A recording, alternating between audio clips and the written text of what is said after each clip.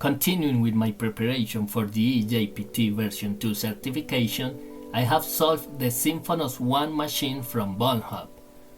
I wanted to try something different from TryHackMe, so I will be solving machines from both TryHackMe and VulnHub for this preparation.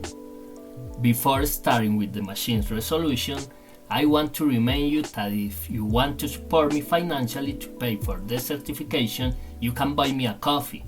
The link is in the description and comments. Now let's get started. As always, I perform a reconnaissance of all open ports and also identify the services and their versions.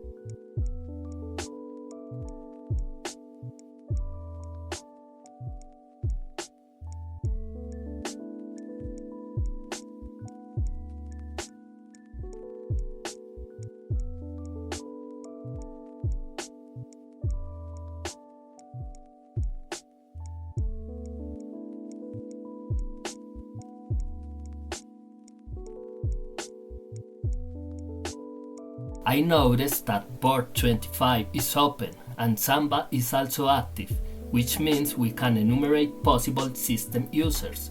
Additionally, there is a website. The first thing I did was to enumerate users and try to connect through SMB client.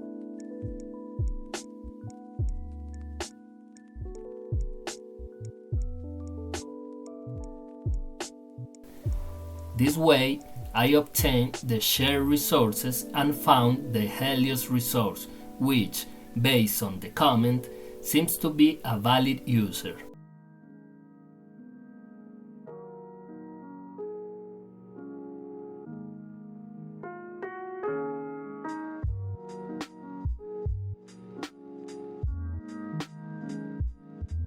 I accessed the anonymous resource and found a file with 3 possible passwords to access the shared resource of the user Helios.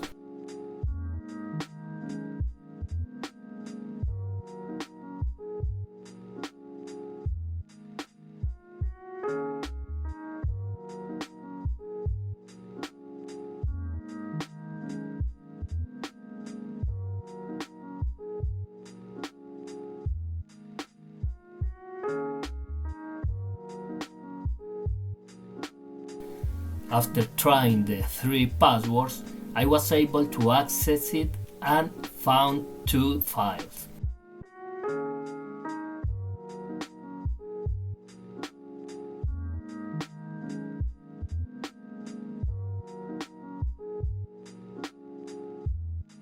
In one of the files, I found the name of a possible directory, so I checked what it was on the website.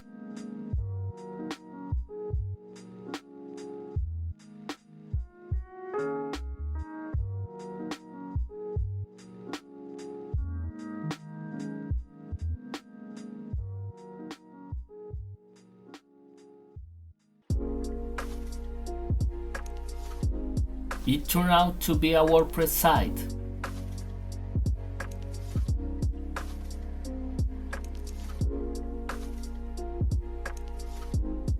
So I thought of viewing the source code.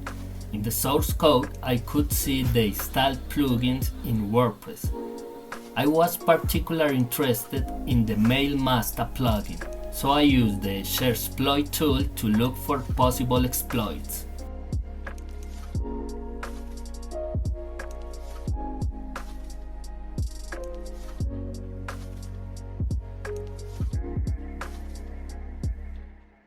MailMaster version 1 has a file inclusion vulnerability. The vulnerability occurs due to the use of user supply input without proper validation. When combined with the SMTP service found early with Nmap, the local file inclusion vulnerability can be turned into remote code execution, allowing for a reverse shell through an SMTP log poisoning attack.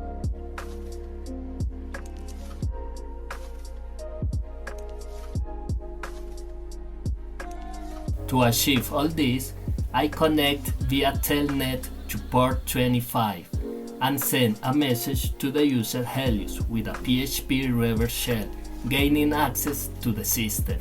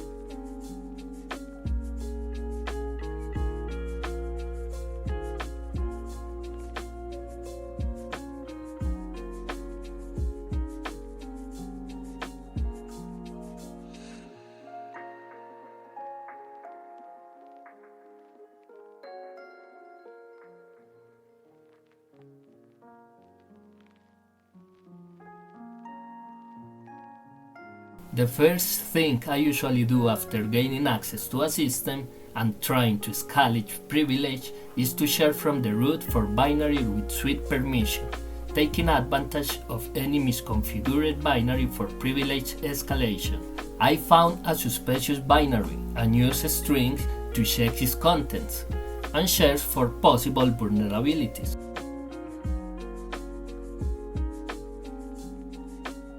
In this case, I found that the curt command was being used relatively instead of absolutely, allowing me to perform a path hijacking attack and gain root access to the system.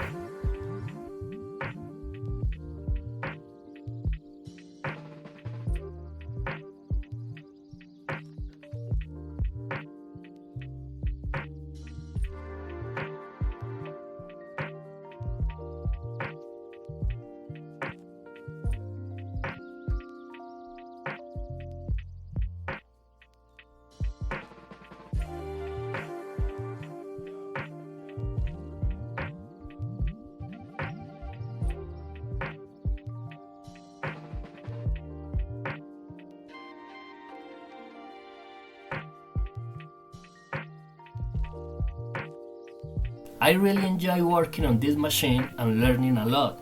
I took note of everything in my Obsidian and I recommend you to do the same. If you like the video, please remember to subscribe, like and leave a comment. Until next time.